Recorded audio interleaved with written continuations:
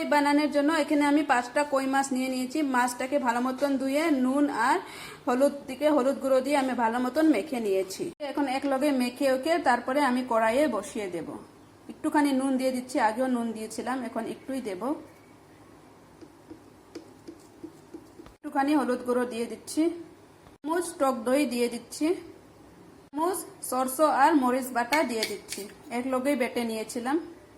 সরষের তেল দিয়ে দিচ্ছি, দিয়ে ভালো মতন মাছটাকে এখন মেখে নেব।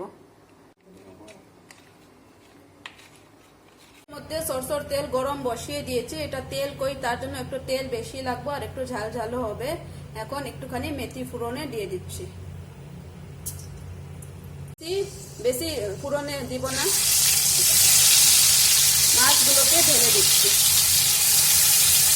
এখন বাসনটা ধুয়ে একটুখানি জল দিয়ে ঢেকে 5 থেকে 6 মিনিট একটু একদম লো ফ্লেমে আমি রান্না করে নেব। তারপরে আবার মাছগুলোকে উল্টে দেব।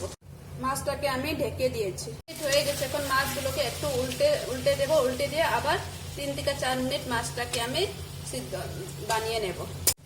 তোর তেল কইটা হয়ে গেছে, এখন নামিয়ে আমি সার্ভ করে দেবো। এটা শুকনো শুকনোই হয়।